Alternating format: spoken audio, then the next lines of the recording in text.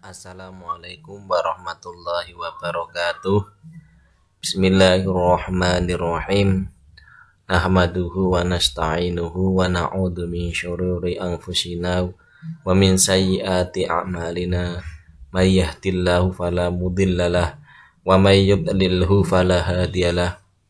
Allahumma shalli wa sallim ala sayyidina Muhammad wa ala ali sayyidina Muhammad.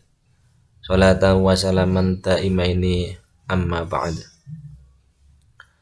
Puja dan puji syukur kita haturkan kehadirat Allah Subhanahu wa taala, yang mana pada kesempatan kali ini kita masih diberikan beribu-ribu kenikmatan, diberikan taufik, hidayah dan inayah dari Allah Subhanahu wa taala, termasuk nikmat sehat wal afiat, sehingga kita mampu meneruskan materi pembelajaran pada kesempatan hari ini. Sholawat dan salam tak lupa kita haturkan kehadirat Nabi kita, Nabi Agung Muhammad sallallahu alaihi wasallam. Qaulina Allahumma sholli ala sayyidina Muhammad wa ala ali sayyidina Muhammad. Semoga dengan senantiasa melantunkan sholawat dan tidak lupa berusaha sekuat tenaga menjalankan segala yang diperintahkan, menjauhi segala yang dilarang, dan berusaha mengikuti sunnah-sunnahnya, kita di yaumil kiamah mendapatkan syafaatul uzma dan diakui sebagai umatnya. Amin Allahumma amin.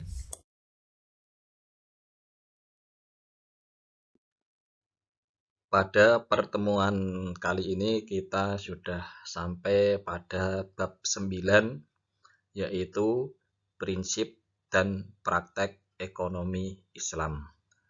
Yang akan kita pelajari insya Allah nanti adalah pengertian muamalah, macam-macam muamalah, syirkah dan perbankan, ya.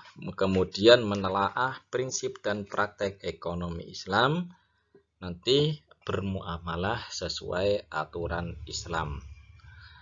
Nah, pada pertemuan hari ini kita akan membahas tentang apa itu muamalah, dasar dari Al-Quran, hadis, apa itu muamalah.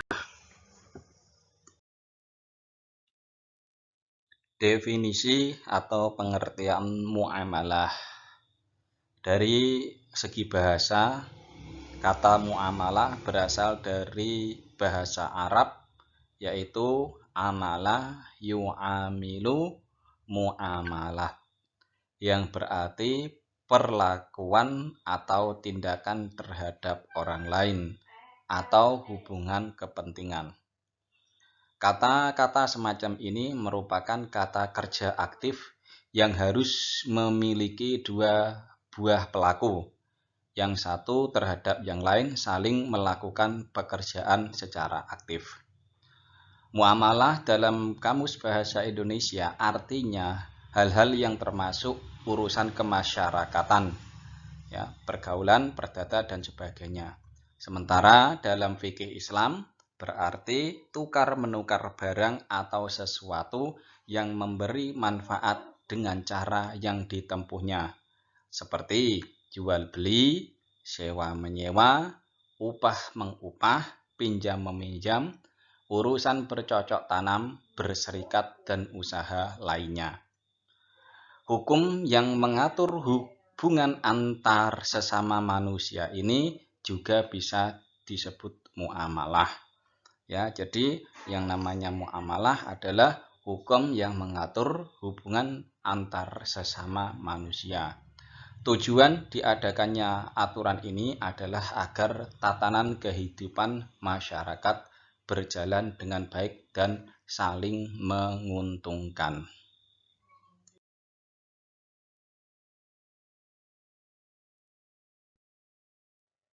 Dalil yang menunjukkan tentang aturan bermuamalah banyak sekali. Jika nanti kita sampai kepada bab jual beli, maka kita akan menemukan dalil lain tentang muamalah. Namun karena ini adalah muamalah secara umum, maka dalil yang bisa kita pelajari, bisa kita ambil dari Quran surat Al-Maidah ayat 2 yang berbunyi Bismillahirrahmanirrahim. Wa ta'awanu 'alal birri wat taqwa wa la ta'awanu 'alal itsmi wal 'udwan wattaqullaha innallaha syadidul 'iqab. Yang artinya, dan tolong menolonglah kamu dalam mengerjakan kebaikan dan takwa. Ya, di situ wa ta'awanu 'alal birri wat taqwa. Dan jangan tolong menolong dalam berbuat dosa dan pelanggaran. Wala ta'awanu 'alal itsmi wal 'udwan. Dan bertakwalah kamu kepada Allah. Wattaqullaha, sesungguhnya Allah amat berat siksanya. Innallaha syadidul iqab.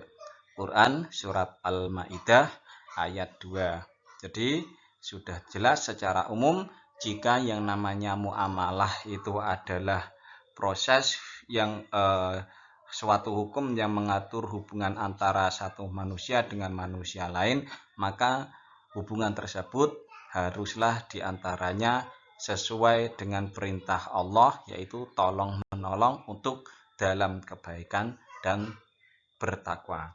Jangan sampai proses sosial itu adalah dalam perbuatan yang dosa dan melanggar syariat Allah Subhanahu wa Ta'ala. Sumber lain dari muamalah yang insya Allah kita pelajari juga nanti dalam jual beli, yaitu dari hadis dari Abu Khalid, yaitu yang berbunyi An Abi Khalid Hakim bin Hizam radhiyallahu anhu qala Rasulullah sallallahu alaihi wasallam al bay'ani bil khiyari ma lam yatafarraqa fa in sadaqa wa bayyana burika lahuma fi bai'ihima wa in katama wa kadaba muhiqqat barakatu bai'ihima muttafaqun alaih. Yang artinya dari Abu Khalid Hakim ibnu Hizam radhiyallahu anhu berkata, Rasulullah sallallahu alaihi wasallam bersabda, ya, al bay'ani bil khiyari ma lam yatafarraqa. Dua orang yang melakukan jual beli bebas memilih sebelum keduanya berpisah. Fa in sadaqa wa bayyana burika lahuma fi bai'ihima.